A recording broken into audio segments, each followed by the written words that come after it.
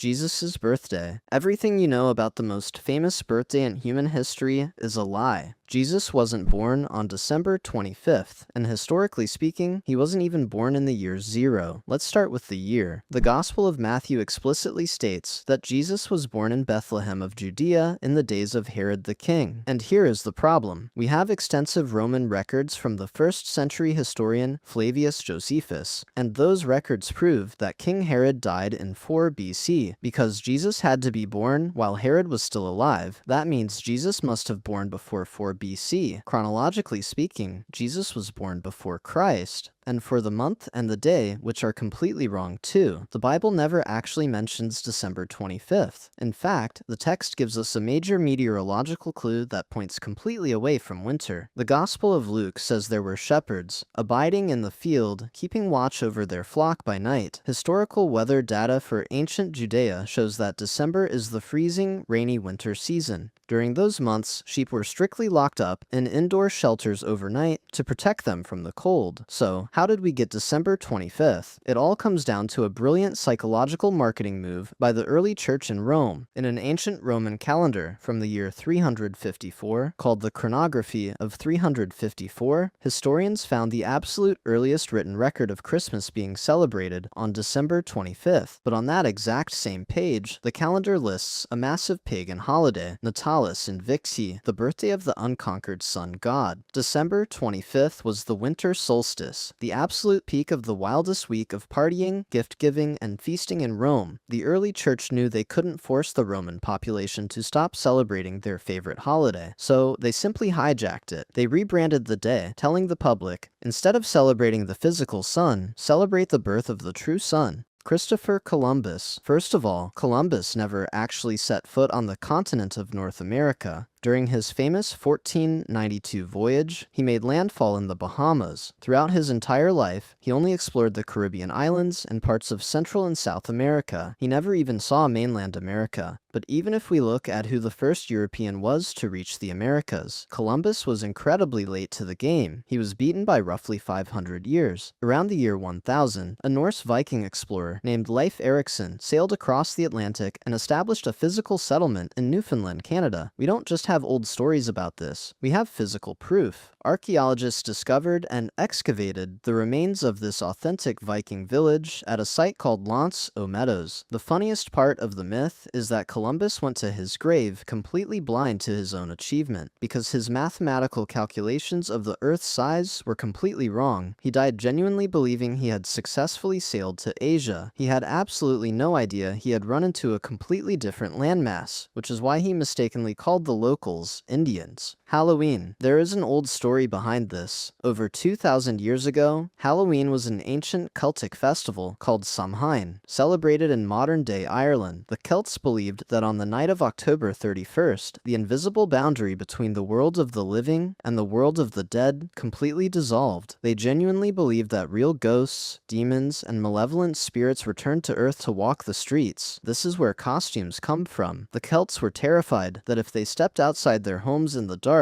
these wandering spirits would recognize them as living humans and terrorize or possess them. To survive the night, people wore frightening masks and disguises made of animal skins. The goal was simple: look like a demon, so the real demons would mistake you for one of them and leave you alone. Even trick-or-treating started as a literal bribe. Families would leave bowls of their best food and wine outside their doorsteps, hoping the spirits would take the food and leave the household in peace. So how did a pagan night of terror become Halloween? It was a strategic rebranding by the Catholic Church. In the 8th century, the Vatican moved All Saints' Day, a holy day honoring Christian martyrs, to November 1st. In the Old Language, All Saints' Day was called All Hallows' Day, the pagan night before it became known as All Hallows' Eve. Over centuries of local dialect and speech, All Hallows' Eve naturally compressed into the word Halloween. GPS. Every time you open your phone to check a map or order food, you are using a top-secret military weapon. During the height of the Cold War, the US military faced a massive mathematical problem. They had hidden fleets of submarines carrying nuclear missiles deep underwater. But for these missiles to accurately hit a target thousands of miles away, the submarine had to know its own location down to the exact exact millimeter. If the sub's calculations were off by even a tiny fraction, the nuclear missile would miss its target entirely. To solve this, scientists realized they could use satellites orbiting space to track objects on Earth using radio frequencies. In 1973, the Pentagon officially launched the Navstar GPS system. It was a multi-billion-dollar project built strictly for military coordination, and the government had zero intention of ever sharing it with the public. So, why is it free on your phone today? In 1983, a civilian Korean passenger plane flying from Alaska to Seoul accidentally drifted off course due to a minor navigation error. It unknowingly entered restricted Soviet airspace, where Soviet fighter jets mistook it for an American spy plane and shot it down, killing all 269 people on board. To make sure a civilian navigation tragedy like this never happened again, President Ronald Reagan signed an executive order opening up the military's secret satellite network to the entire world. Handshake. When you shake someone's hand today, you think you're just being polite, but you are actually performing an ancient combat survival tactic. In the brutal environment of the ancient world, meeting a stranger was a moment of life or death. Because most people are right-handed, warriors carried their daggers in their right hand. Walking up to someone and extending an open right hand was basically a proof that said, "My hand is empty, I am not holding a weapon." But just showing an empty hand wasn't enough to trust someone. A clever assassin could easily conceal a sharp blade inside their sleeve, ready to drop down into their palm the second you let your guard down. To solve this, the gesture evolved into a vigorous shake. By firmly grabbing the other person's right hand and moving it rapidly up and down, the violent shaking would force the blade to slip out and clatter to the ground. The oldest visual record of a handshake is carved onto a 2,900-year-old stone relief, showing an ancient Assyrian king, Shalmaneser III, shaking hands with a Babylonian ruler, Marduk-Zakir-Shumi, to prove their peaceful alliance was real. Potato chips. The legend says that in 1853, a picky customer at a high-end restaurant in Saratoga Springs, New York, kept sending his fried potatoes back to the kitchen, complaining that they were too thick and soggy. The head chef, George Crumb, got so frustrated that he decided to maliciously comply. He sliced the potatoes paper thin, fried them until they were completely burnt and brittle, and covered them in salt, expecting the customer to hate them. Instead, the customer was obsessed, and the potato chip was born. It's a fantastic